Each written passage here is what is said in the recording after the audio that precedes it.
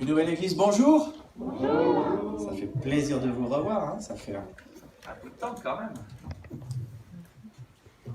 C'est sympa de revoir l'église que j'aime, mon église préférée. Je vais vous inviter à ouvrir votre Bible dans Marc 10. Vous avez tous vos Bibles, j'espère? Alors à l'écran, normalement, est apparue une chose bizarre. Qu'est-ce qui est à l'écran? Rien. Rien? Mince. Ça va venir.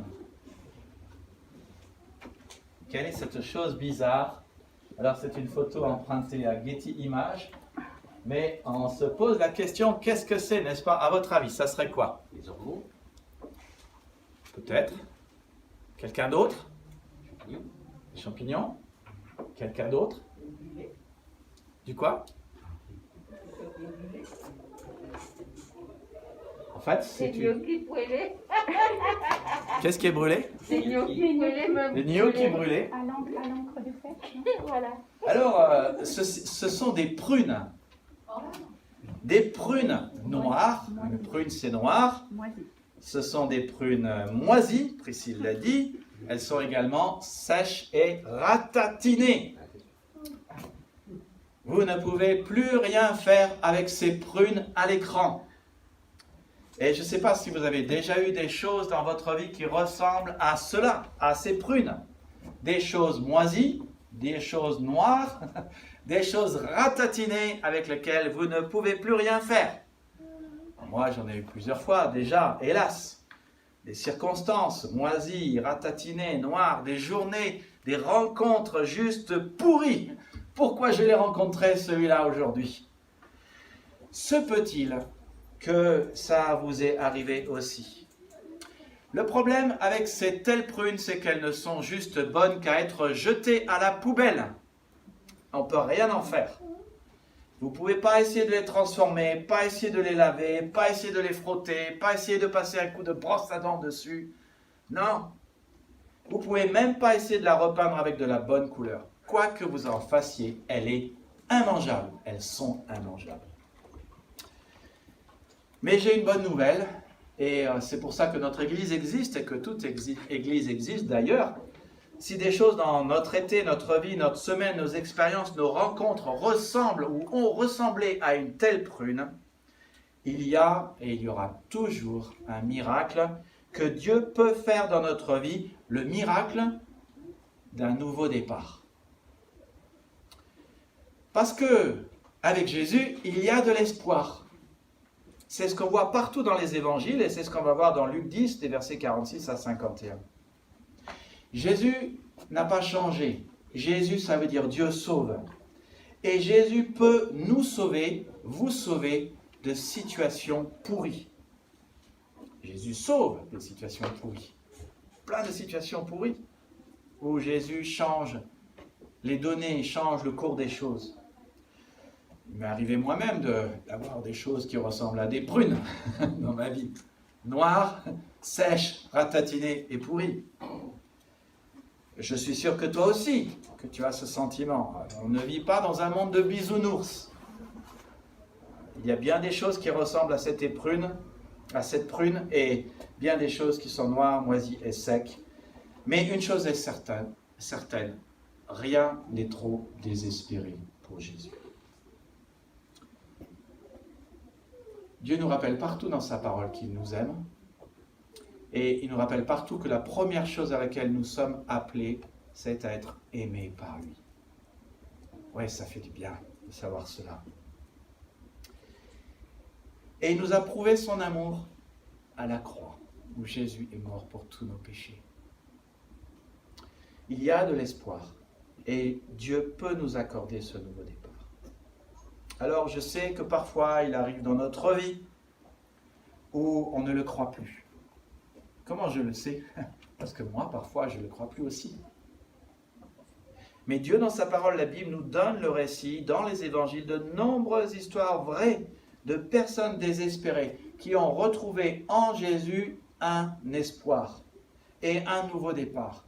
Et de noires, sèches, ratatinées, pourries, moisies qu'elles étaient, elles sont reparties grâce à Jésus. C'était le cas de Bartimée. Bartimée, c'est un aveugle. Alors, les aveugles, on le sait, ils ne savent ni lire ni écrire. Le braille, à l'époque, n'existe pas.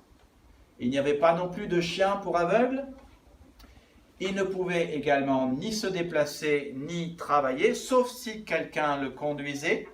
Et donc, il était condamné à mendier, être là au bord de la route et vivre de ce que les autres auraient bien la pitié de lui donner. Ce n'est pas exagéré de dire que sa vie était comme une prune. Noire, il ne voyait rien, ratatiné, il était bon à rien, moisi et négligeable. Les gens ne pouvaient rien faire de lui. Et puis, voilà un homme du nom de Jésus qui sort de Jéricho. Alors, selon les évangiles, un évangile dit qu'il sort de Jéricho, dans l'autre évangile dit qu'il rentre de Jéricho, qu'il rentre à Jéricho parce qu'il y avait un vieux Jéricho et un nouveau Jéricho. Et donc, il passe de l'un à l'autre. Jésus se rend à Jérusalem et tout le monde sait que Jésus va passer par là. Et Bartimée entend que Jésus va passer, alors il prend son courage à deux mains. Il se dit c'est la chance de sa vie et il se met à crier pour que Jésus le secourt. Et je ne veux pas vous spoiler, mais vous avez compris que l'histoire se finit bien. Elle commence en Marc 10, 46, quand nous lisons que Bartimée était assis au bord du chemin. Et elle se termine dans les versets 52, quand nous lisons que Bartimée suivait Jésus sur le chemin. Voilà la transformation qui nous montre qu'avec Jésus, il y a de l'espoir. Je lis le texte dans Marc 10, je suis dans la Bible Louis II, verset 46. Ils arrivèrent à Jéricho, et lorsque Jésus en sortit avec ses disciples et une assez grande foule, le fils de Timée, Bartimée, mendiant aveugle, était assis au bord du chemin. Il entendit que c'était Jésus de Nazareth et il se mit à crier, « Fils de David, Jésus, aie pitié de moi !» Plusieurs le reprenaient pour le faire taire. Mais il criait beaucoup plus fort, « Fils de David, aie pitié de moi !» Jésus s'arrêta et dit, « Appelez-le. » Ils appelèrent l'aveugle en lui disant, « Prends courage, lève-toi, il t'appelle. » L'aveugle jeta son manteau, se levant d'un bond, vint vers Jésus. Jésus, prenant la parole, lui dit, « Que veux-tu que je te fasse ?» « Rabouni, lui répondit l'aveugle, « que je recouvre la vue. » Et Jésus lui dit, « Va, ta foi t'a sauvé. » Aussitôt, il recouvra la vue et suivit Jésus dans le chemin. Nous connaissons tous des gens autour de nous qui sont finalement comme Bartimée, désespérés. Elles ne voient plus les choses évidentes de leur vie. Elles sont sur le bord de la route, attendant que quelque chose se passe. Et en ces temps de Covid, qui a fait que de nombreux chrétiens restent maintenant à la maison, il y a de nombreuses personnes, si je puis dire, comme Bartimée, qui restent sur le bord, bloqués, coincés sur la touche, suivant un peu moins Jésus qu'avant.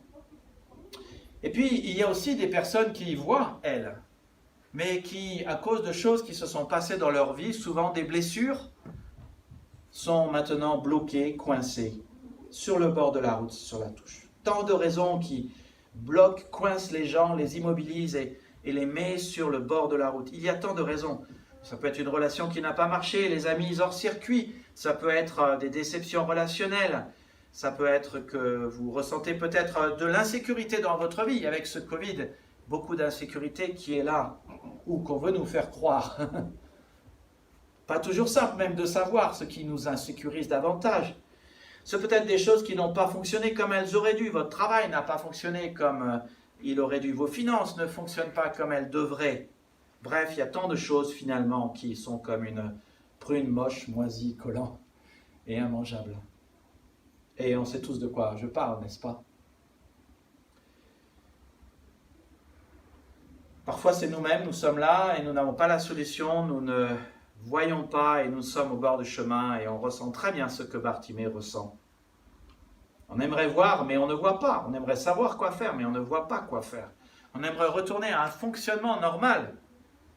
mais on ne voit pas comment. On aimerait rembobiner le film de notre vie et se dire « Ah, si seulement je pouvais être 10 ans en arrière et tout recommencer ». Et le problème, c'est qu'on ne peut pas complètement tout recommencer. On ne peut pas dire « Voilà, je mets 10 ans en arrière et je reviens et comme ça, j'éviterai les mauvais choix que j'ai faits. » Mais on ne peut pas tout recommencer, on ne peut pas tout remettre en arrière, mais on peut recommencer avec Jésus et repartir sur un nouveau départ.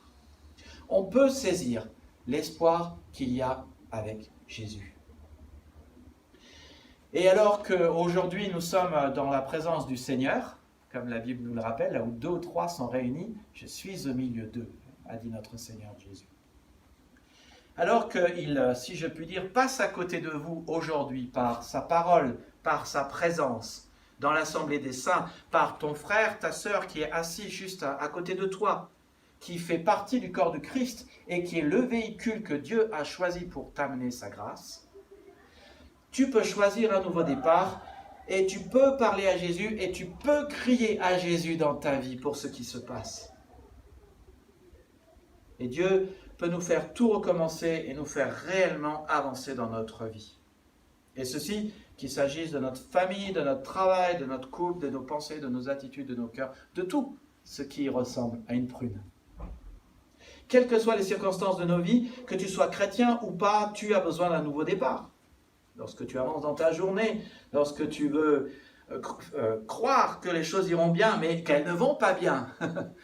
On est en vacances, on rentre de balade, et normalement, il y a juste 1 heure pour rentrer à la maison. Mais non, il y a tellement de gens en vacances en France que même à Briançon, il y a des bouchons. Et on a besoin d'1 heure pour traverser Briançon. Pourquoi aller en vacances?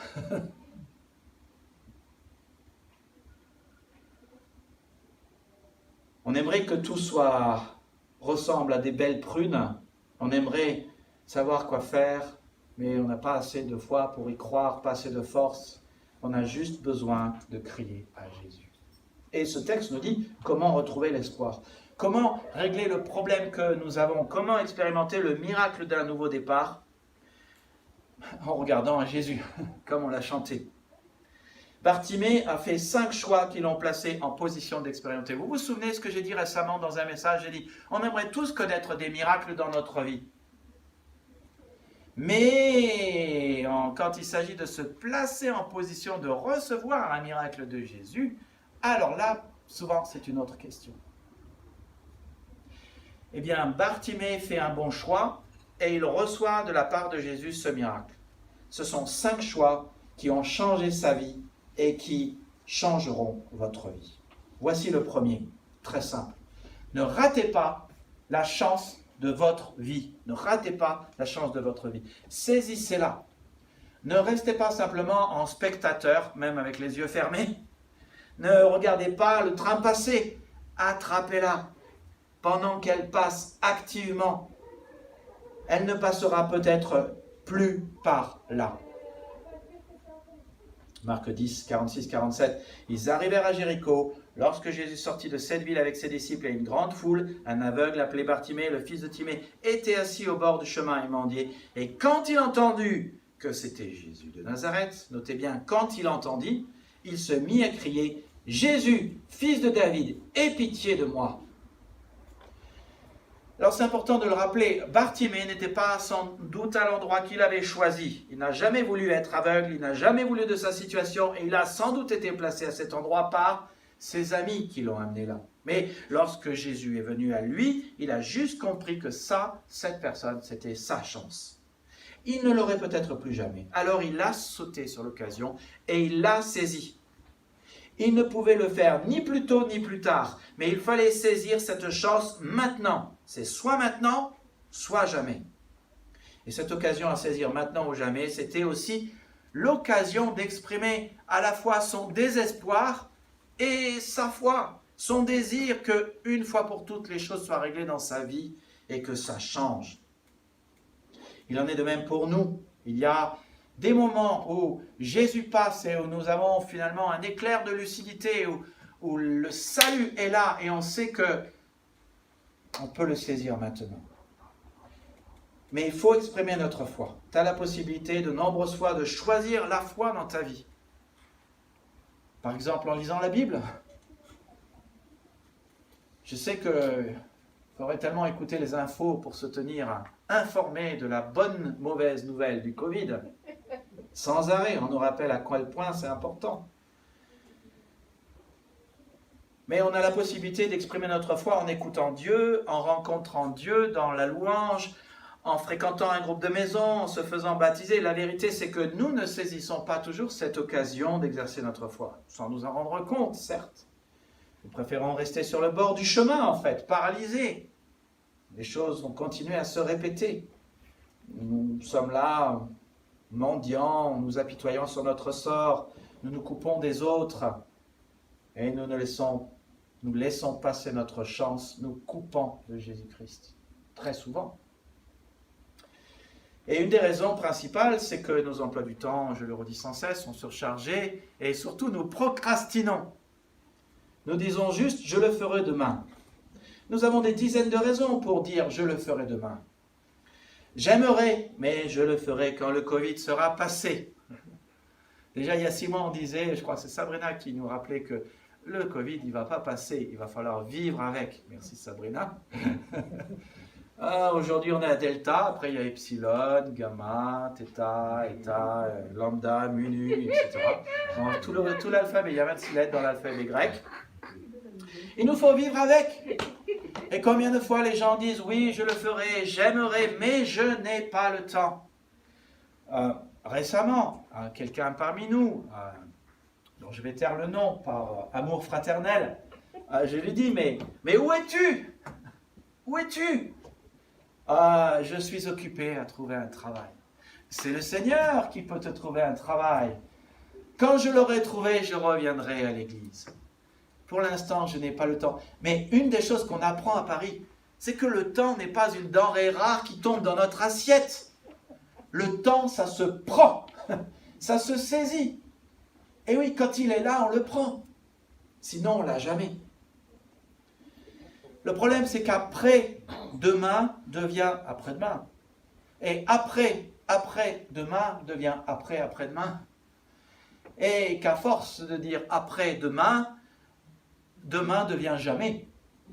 Et qu'il y a des choses qu'on aurait pu faire et qui auraient parfois pris juste 5 minutes et qui auraient changé le cours de notre vie, mais nous ne l'avons pas fait.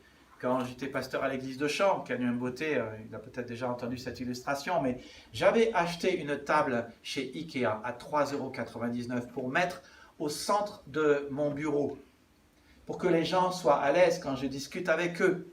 Vous savez, une petite table de salon, c'est sympa. Cette table, je l'ai achetée. Elle est restée dans mon bureau pendant, je crois, 1 an et demi. Et finalement, je l'ai montée pendant un été où j'avais un peu plus de temps que d'habitude. Ça m'a pris très exactement 3 minutes et 40 secondes. Et ça a changé considérablement la pièce. Mais tu vois, c'est parfois ce qui se passe dans notre propre vie. Il y a des choses qu'on pourrait faire qui prendraient juste 5 minutes, qui seraient vitales et capitales et qui changeraient tout dans notre vie. Mais nous n'avons pas le temps. Alors la procrastination, on en parle, mais elle a bon dos, parce que la procrastination, c'est nous. Et elle nous empêche de saisir ces chances qui passent devant nous. Le truc à se souvenir, c'est que si nous faisons ce que nous avons toujours fait, nous aurons ce que nous aurons toujours eu. Sauf si nous saisissons Jésus. Et si les choses que nous ne pouvons pas faire, nous réalisons que lui peut les faire. Et mes amis, c'est pour ça qu'il faut qu'on prie pour un bâtiment. Et pour qu'on puisse avoir nos cultes le matin. Parce que lui peut le faire. Nous pensons souvent que la solution est à l'intérieur de notre périmètre, de notre cadre et de notre boîte. Mais pas Jésus. Jésus, il est à l'extérieur de la boîte. Pensons à l'extérieur de la boîte. Et s'il y avait des situations, des endroits que Dieu a réservés pour nous dans le Val-Maubuée pour qu'on ait notre culte le matin. Prions pour cela. Nous n'avons pas la solution, mais Jésus l'a. Prions pour que le Seigneur nous donne les finances pour que l'Évangile soit annoncé. à Champs-sur-Marne, c'est quand on a eu notre bâtiment, qu'on a eu notre vision pour faire des disciples et qu'on a prêché l'évangile que l'Église a grandi. C'est sans doute ce que Dieu a en réserve pour nous. Revenons sur un plan plus personnel. Jésus, dans sa parole, nous parle de procrastination. Dans Luc 9, versets 59 à 62, il dit à un homme, en fait ça résume ce que Jésus veut de nous. Il dit à un homme, suis-moi. Mais l'homme dit, Maître, permets-moi d'aller d'abord enterrer mon père. Permets-moi d'abord. La phrase de la procrastination. J'ai des choses plus importantes à faire. Jésus lui répondit, laisse les morts enterrer leurs morts, et toi, va annoncer le royaume de Dieu. Un autre homme encore dit, je te suivrai, maître. Oh, combien de fois j'entends cela. Je te suivrai, maître. Mais permets-moi d'aller d'abord dire adieu à ma famille. Jésus lui déclara, celui qui se met à labourer, puis regarde en arrière, n'est d'aucune utilité pour le royaume de Dieu. Tous les hommes parlent de procrastination. Au premier homme, il dit, ne remets pas à demain ce qui est vital pour toi aujourd'hui. Pourrais-tu, plutôt que de trouver une bonne raison pour ne pas saisir ta chance, pourrais-tu trouver une bonne raison pour la saisir? Pourrais-tu remettre à plus tard ta procrastination? Jésus lui donne une bonne raison pour remettre son excuse à plus tard, et même à jamais, et noter ce qu'est sa chance. Alors, on ne réalise pas ce que Jésus dit dans ce texte. Va annoncer le royaume de Dieu. Mes amis, le royaume de Dieu, c'est la chance de tous les hommes. Tu seras dans la gloire et la félicité, plus de deuil, plus de maladie, plus de mal au dos le matin quand tu te lèves, plus de jambes qui déraillent, plus de problèmes de santé. Tu seras dans la félicité et la gloire devant celui qui est parfait, le Seigneur des Seigneurs, notre Jésus. Ça, c'est la chance des hommes. Le message de Jésus-Christ tient en une phrase. Va, change d'avis, repens-toi, et le royaume de Dieu est là. C'est ce que Jean-Baptiste disait, c'est ce que Jésus disait, et c'est le message que nous avons de la part de Dieu. C'est le message que nous avons de la part de Dieu pour les gens. Tout a été payé, Jésus est mort pour tes péchés, il t'aime, il n'y a qu'une seule chose à faire. Si tu lui fais confiance pour ta vie, tu entres dans le royaume. Va annoncer le royaume de Dieu. Voilà notre chance.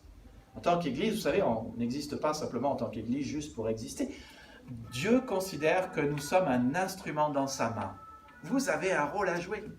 Dieu est un grand Dieu, il veut faire venir sa grandeur dans la vie des hommes et des femmes que nous sommes et de nos amis, et nous sommes ces agents qui amènent la grandeur et l'amour et le salut et le royaume de Dieu dans la vie des gens. C'est ça ce que Dieu veut faire avec ta vie. Dieu t'appelle à faire de grandes choses. Tu es un instrument, un outil dans ses mains. Au deuxième homme, il le dit ici, il dit une chose semblable, il rajoute, ne regarde pas en arrière, regarde en avant. Mon but, c'est de te faire avancer. Mon but, c'est que tu sois utile pour le royaume de Dieu. Alors, viens maintenant, avance avec moi maintenant. Ne permets pas que ta famille soit un frein. Notez ce que Jésus dit, il est très précis. Il ne dit pas, si tu m'aimes, néglige ta famille. Non.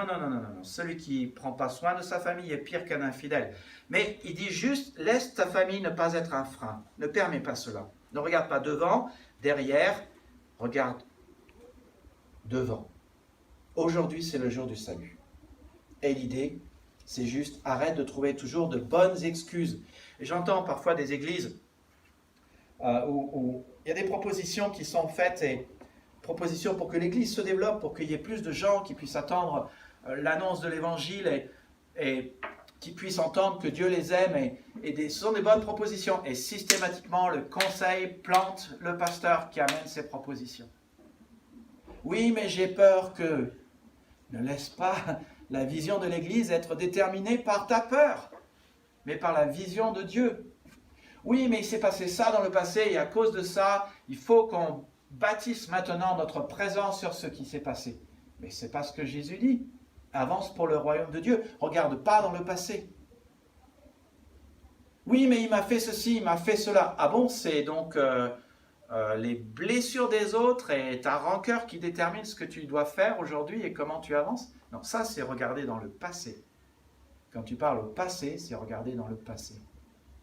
Non, concentre-toi simplement sur le royaume et ne rate pas la chance de ta vie, qui est et Jésus, et recevoir le royaume, et entrer dans le royaume, et pouvoir ensuite annoncer le royaume.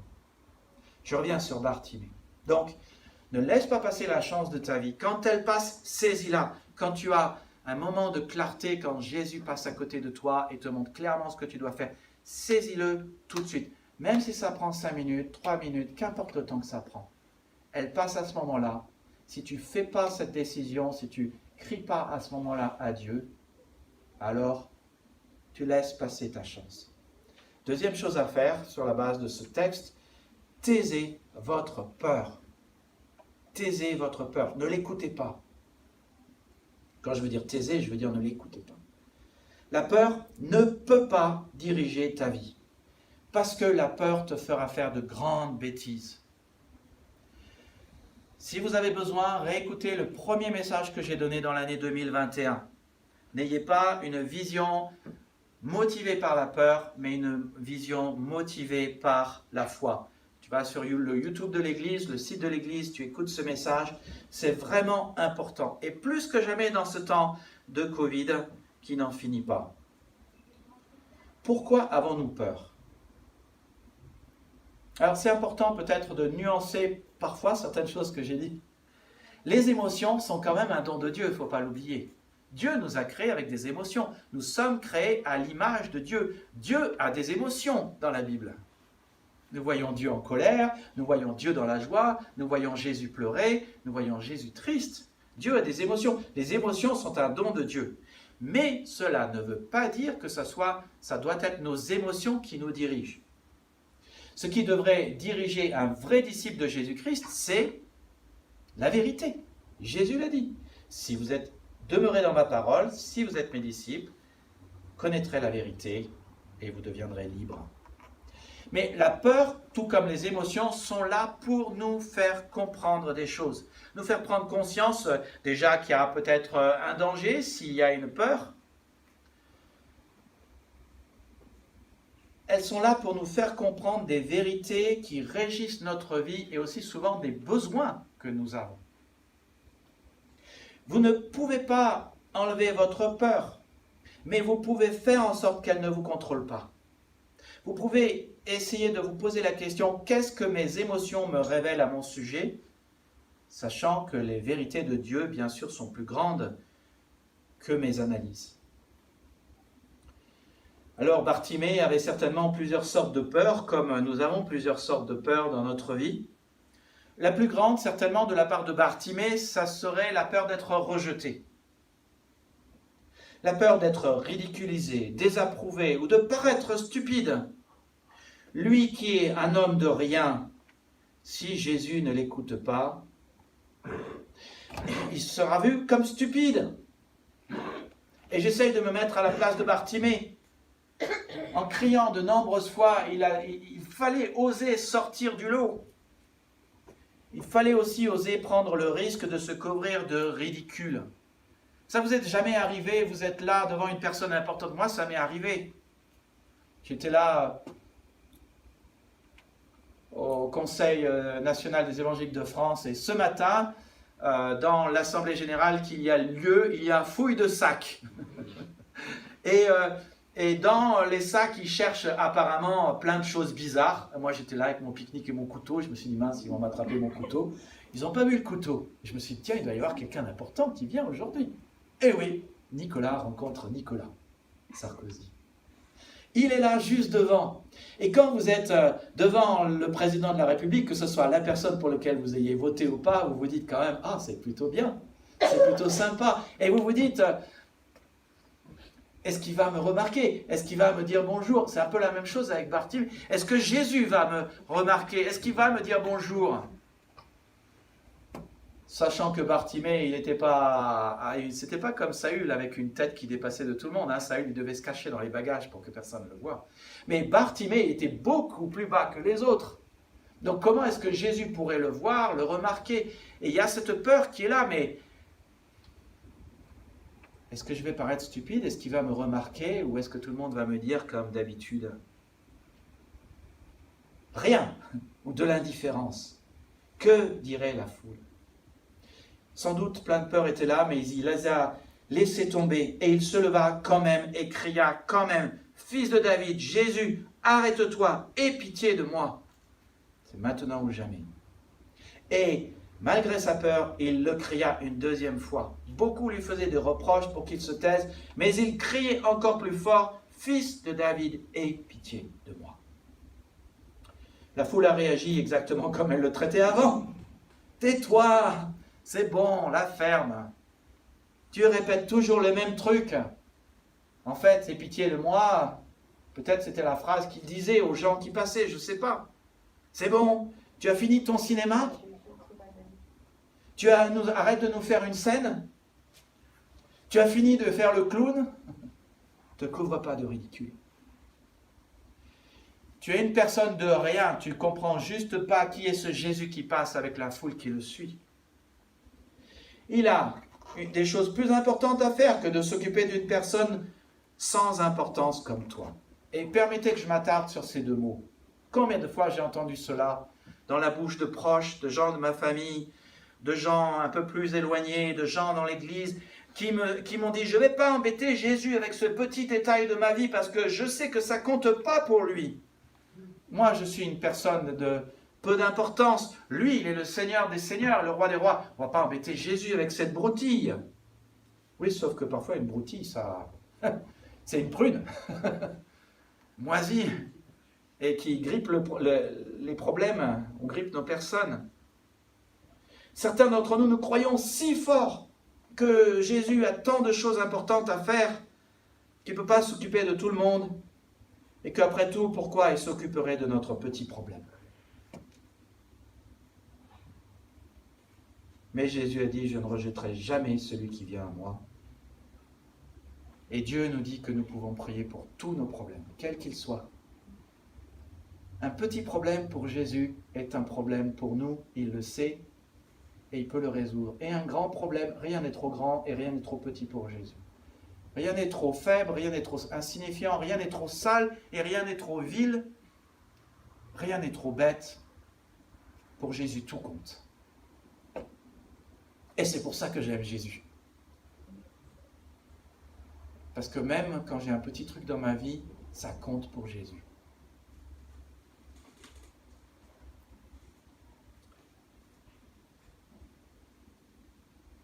Nous sommes souvent préoccupés par ce que les autres pensent à notre sujet. Ah oui, ce que les autres pensent. Voici la question, de qui craignons-nous le plus le rejet ou la désapprobation? Une chose que j'ai dû apprendre dans ma vie, c'est que la personne à qui nous pensons le plus devient notre Dieu et notre idole. Vous ne seriez pas tant préoccupé par l'opinion de l'autre si vous réalisiez que l'autre pense souvent pas à vous.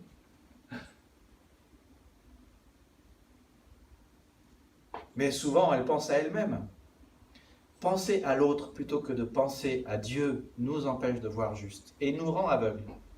Et fait justement que nous ne savons plus comment avancer. Comment ne plus craindre l'opinion des autres? C'est très simple. On l'a dit dans notre groupe de maison. Soucions-nous de l'opinion d'un seul. Comme Paul le dit dans Galates 1:10. Est-ce la faveur des hommes que je désire ou celle de Dieu? Est-ce que je cherche à plaire aux hommes? Si je plaisais encore aux hommes, je ne serais pas serviteur de Christ. Vivons notre vie comme pour plaire à Dieu. Mais notez également ce que Paul dit dans Galates. C'est que finalement, ce qui fait qu'on va jusqu'au bout et qu'on persévère, c'est qu'on pense non pas aux gens et à ce qu'ils penseraient de nous, mais on pense à ce que Dieu pense de nous. Sa manière de nous voir, sa perspective. Donc ne ratez pas la chance de votre vie, passez par-dessus votre peur, et voici le troisième point. Osez dire votre foi. Vous dites clairement à Jésus ce que vous voulez. Soyez spécifique, dites-le à haute voix, à tout le monde, publiquement et à Jésus. Jésus demande, que veux-tu que je fasse pour toi? Je soulignais cette phrase dans votre Bible, parce que ça, c'est une phrase que Jésus vous dit. Et c'est pour ça qu'il attend qu'on soit là à le prier, à prier son Père. Que veux-tu que je fasse pour toi? On peut lui dire. Quel bonheur de pouvoir lui dire. Quel bonheur de savoir qu'il nous écoute. L'aveugle lui répondit, Maître, fais que je voie de nouveau. Pourquoi est-ce que Jésus demande à Bartimée? Est-ce que Jésus ne le savait pas? Est-ce que Jésus ne pouvait pas lire dans ses pensées? Il ne lui a pas demandé parce que Jésus avait besoin de le savoir, il lui a demandé parce que Bartimée avait besoin de le dire. Tu vois la nuance? Lorsque l'aveugle lui dit « Fais que je vois de nouveau », l'aveugle est en train d'abord de reconnaître sa détresse. Première étape de notre foi, d'abord reconnaître notre détresse, puis reconnaître notre besoin. Il reconnaît sa détresse, son besoin, puis son désespoir, et enfin, il reconnaît la toute-puissance du Christ, du Fils de David, le Messie. Et il lui exprime sa confiance publiquement. Ce qui me pousse à vous poser une question importante. Jésus est au milieu de nous. Jésus a dit « Je ne rejetterai jamais celui qui vient à moi ». Il nous a promis de pourvoir à tous nos besoins. Mon Dieu pourvoira à tous vos besoins selon son infinie richesse en Jésus-Christ. Philippiens 4, 19. C'est comme si aujourd'hui finalement on te disait « Qu'aimerais-tu que je fasse pour toi ?» Je suis le bon berger et je veux pourvoir à tes besoins. Quelle serait ta réponse? Dieu aimerait faire de grandes choses dans ta vie. Jérémie 32, 40. Dieu s'engage à vous faire du bien. Dieu s'engage à vous faire du bien, une nouvelle église. Jérémie 32, 41. Je serai heureux de vous faire du bien, dit Dieu.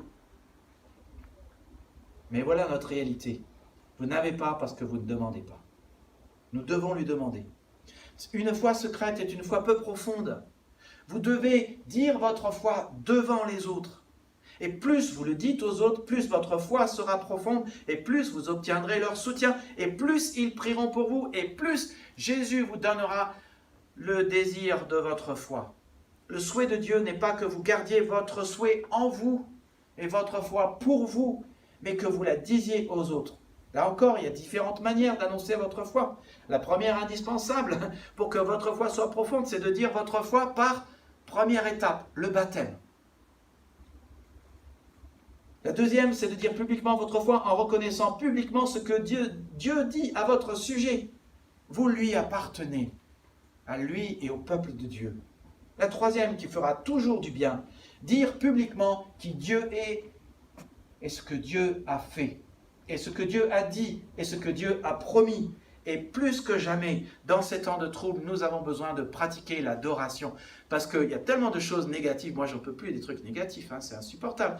Depuis 1 an et demi, il faut évacuer tous ces trucs négatifs. Il n'y a qu'une manière d'évacuer les trucs négatifs, c'est posons nos regards sur celui qui a tant de choses positives à nous donner. Attachons-nous fortement à Jésus-Christ, au Dieu de la Bible, qui a des choses positives, qui fait des choses positives dans notre vie et qui nous dit « Je veux vous faire du bien, je serai heureux de vous faire du bien, je m'engage à vous faire du bien. » Ça, c'est la troisième manière de proclamer notre foi, de dire notre foi. La quatrième, dites votre foi dans votre groupe de maison, que ce soit la reconnaissance de votre désespoir ou de votre besoin ou votre requête envers Jésus. Parce que dans la foi, il y a toujours le désespoir de la foi qui est inclus. Cinquième manière de dire notre foi, dire aux gens pourquoi vous croyez en Jésus. Comme Bartimée. Jésus, tu es mon seul espoir, voilà pourquoi je crois en toi et pourquoi je te parle.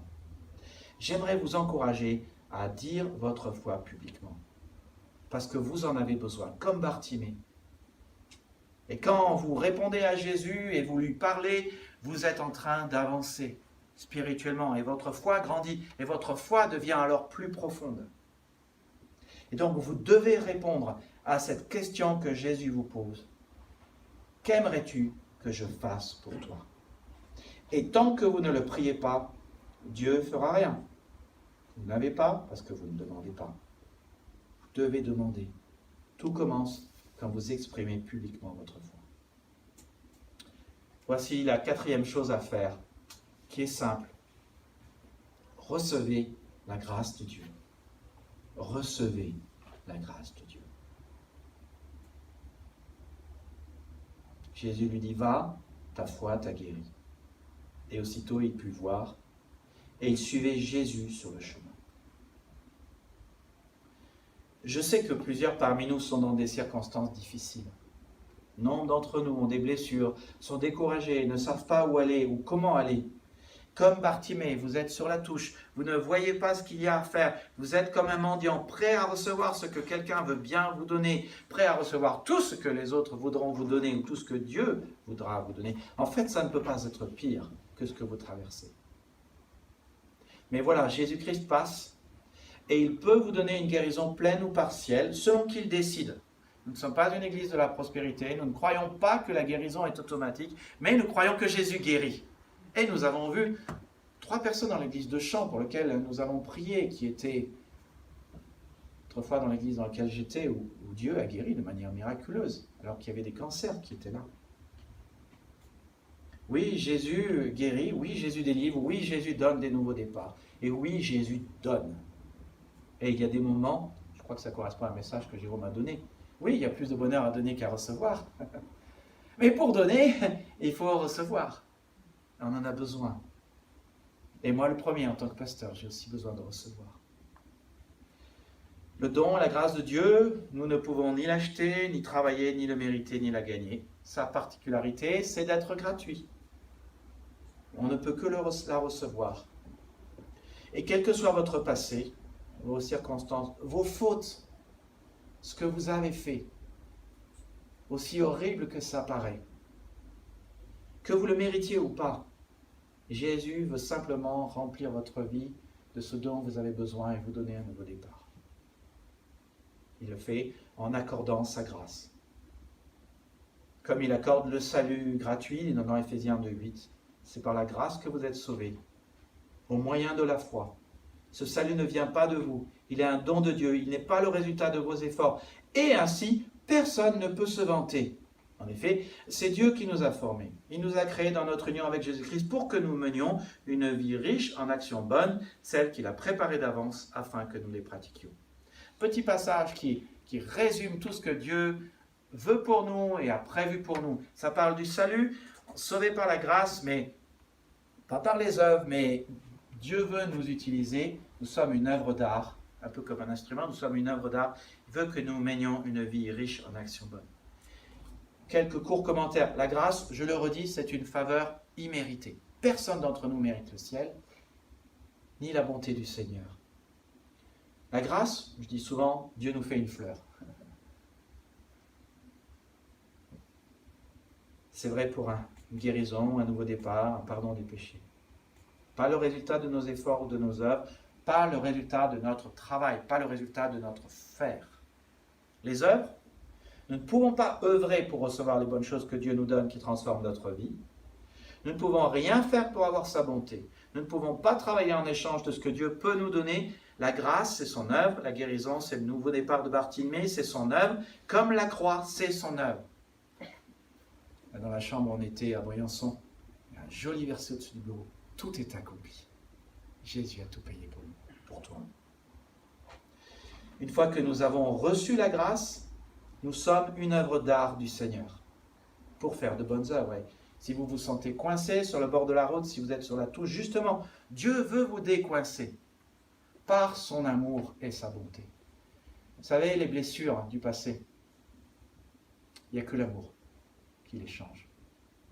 Il n'y a que l'amour qui réchauffe une blessure et qui apporte une guérison. C'est ce que fait l'amour du Seigneur. Mais Dieu veut ensuite nous mettre en route pour que nous soyons des agents de sa grâce et de son amour. En attendant des diverses grâces de Dieu, que chacun de vous mette au service des autres le don qu'il a reçu. Vous avez une grâce, mettez cette grâce au service des autres. Et on a tous au moins un don que Dieu nous a donné.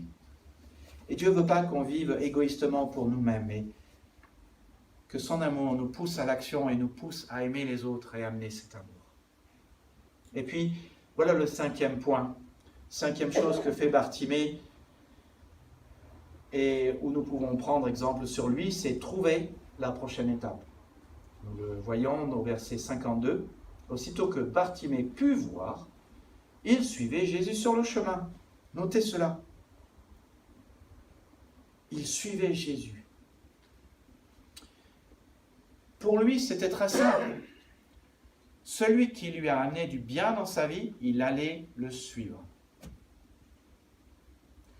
Jésus s'adresse à tant de personnes dans la Bible et lui dit simplement « Suis-moi ». Il a dit à ses disciples. En fait, le disciple, par définition, il apprend de Jésus et il suit Jésus. Toute la question est de savoir quelle est la prochaine étape pour chacun de nous. Jésus agit clairement pour lui ici. L'espoir de Bartimée n'a pas été déçu. Beaucoup d'entre nous, nous avons déjà pris un nouveau départ, mais peut-être qu'il y a d'autres nouveaux départs que nous pouvons prendre avec Jésus, dans le secret de notre cœur. Et peut-être aussi dans une foi professée, dans un groupe de maison. Une foi secrète est une foi peu profonde, mais une foi professée est une foi qui grandit en profondeur. Et nous avons besoin de grandir. Jésus veut qu'on grandisse et veut qu'on le suive partout. Avez-vous dit votre foi publiquement? Des 5 manières dont j'ai parlé tout à l'heure.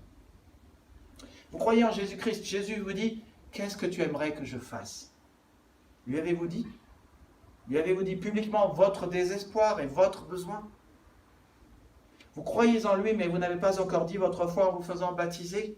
Ne tardez pas. Procrastinez la procrastination. Remettez la procrastination à demain. Vous fréquentez une église? Vous n'avez pas adhéré officiellement à une église? Adhérez à une église. Nous devons être autant engagés envers les frères et sœurs que le Christ a été engagé avec nous et nous a aimés. C'est rejoindre un groupe de maison? Ne tardez pas, vous en avez besoin. On a tous besoin d'un filet de sécurité, de gens et d'une équipe qui prie pour nous. Le rendez-vous, c'est mercredi prochain, à 20h, 19h30. Merci Priscille. À côté du stade de basket à Logne, pour un pique-nique et un temps spirituel ensemble. Nous reprendrons les groupes de maison courant en septembre. Si vous faites ce que vous avez toujours fait, vous aurez ce que vous avez toujours eu. Vous avez besoin d'introduire un changement.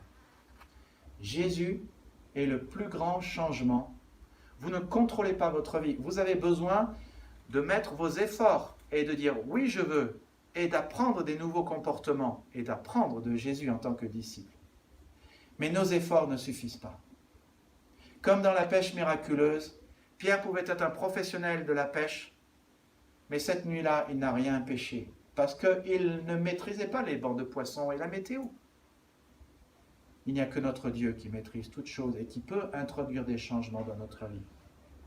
Il est suffisamment grand pour que, nous donnant sa grâce, cette grâce impactera notre vie pour l'éternité.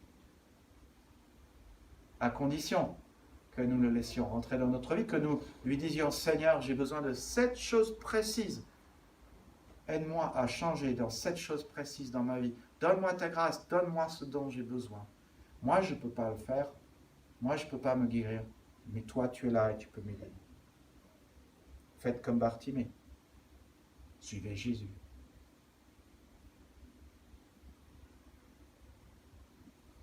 Concernant cette fameuse prune qui revient à l'écran, j'aimerais pouvoir vous faire un tour de magie avec une prune pourrie, noire, ratatinée et immangeable. J'aimerais bien pouvoir venir avec un spray noir et mettre du spray noir sur la prune, mais vous ne la mangeriez pas pour autant, n'est-ce pas? J'aimerais faire en sorte qu'elle ne soit pas moisie, mais moi je n'ai pas cette capacité. J'aimerais bien pouvoir transformer vos vies, mais je n'ai pas cette capacité non plus. J'aimerais bien que vous puissiez le faire pour vous-même. En fait, le seul qui peut redonner vie à nos vies qui sont parfois noires, moisies et ratatinées, c'est Jésus. Je vous invite à prier. Père céleste, nous voulons te remercier parce que tu nous as fait cette promesse dans ce verset merveilleux que tu t'engages à rechercher notre bien et ton bonheur c'est de vouloir et de développer notre notre bien en nous. Aujourd'hui, nous nous tournons vers toi et nous voulons confesser que parfois, pour tant de raisons, des emplois du temps surchargés, des cœurs qui pensent à autre chose, nous sommes aveuglés et paralysés. Aide-nous, Seigneur, à ne plus procrastiner, mais quand Jésus passe à côté de nous, par un éclair de lucidité, par un moment de lucidité que nous donne ton esprit ou que nous donne une circonstance, ou quand un frère passe à côté, ou quand nous entendons un texte, ou quand nous lisons ta parole, aide-nous, Seigneur, à saisir les chances, entre guillemets, qui vient de toi, qui en fait ne sont pas des chances, ce sont des mains tendues. Seigneur, ça me dépasse que tu toi-même dises dans ta parole que tu veux mon bien profond, que tu t'engages à le rechercher, à le développer. Ça me dépasse de voir que, Seigneur, même les petits détails dans ma vie sont importants pour toi. Merci pour cette phrase de Jésus à Bartimée. Montre à chacun de nous ce qu'il devrait faire. Aide-nous à ne pas trouver une bonne raison de ne pas le faire. Aide-nous aussi à ce que nos vies soient remplies par ta grâce et ton amour. Merci que la première chose à laquelle tu nous appelles, c'est d'être aimés par toi. Aide-nous, Seigneur, à écouter plutôt notre désespoir et à oser la foi qu'à écouter notre peur, nos peurs. Aide-nous à te faire confiance. Et permets que chaque étape de notre vie soit une expression renouvelée de notre foi. Et aide-nous, Seigneur, de nous poser aussi cette question: quelle est la prochaine étape pour ma vie avec toi? Pour que nous avancions avec toi et que nous marchions en Jésus-Christ. Merci, Seigneur, pour la chance, la bénédiction dans notre vie de pouvoir faire partie de ton royaume et de pouvoir aller annoncer ton royaume. Merci, Seigneur, de ce que tu veux, que nous soyons un instrument précieux dans ta main pour faire du bien dans la vie des autres et pour amener ta grandeur, ton amour et ta gloire et amener ta grâce dans la vie des autres. Puissions-nous, Seigneur, prendre au sérieux ce rôle. Seigneur, tu vas faire de grandes choses dans la vie de mes frères et sœurs. Je prie pour ta bénédiction sur chacun et que tu puisses continuer de, Seigneur, faire grâce, donner, aimer, guérir, libérer. Seigneur, que ta paix, ta grâce, la communion du Saint-Esprit soit sur notre Église. Prions également pour toutes les églises protestantes évangéliques autour de nous, afin qu'elles prennent à cœur ce rôle d'être cet instrument qui amène ta grandeur et ta grâce dans la vie des autres. Et, Seigneur, tu veux utiliser chacune de ces églises. Prions pour l'église des frères haïtienne, pas loin d'ici, l'église protestante évangélique de Champs-sur-Marne, l'église évangélique franco-chinoise à Champs-sur-Marne, l'église du matin qui se réunit ici, Paris Métropole, afin que nous réalisions, Seigneur, cette chance et cette bénédiction, à la fois de recevoir ta grâce et de pouvoir la porter aux autres. Prions cela dans le nom de Jésus-Christ. Amen.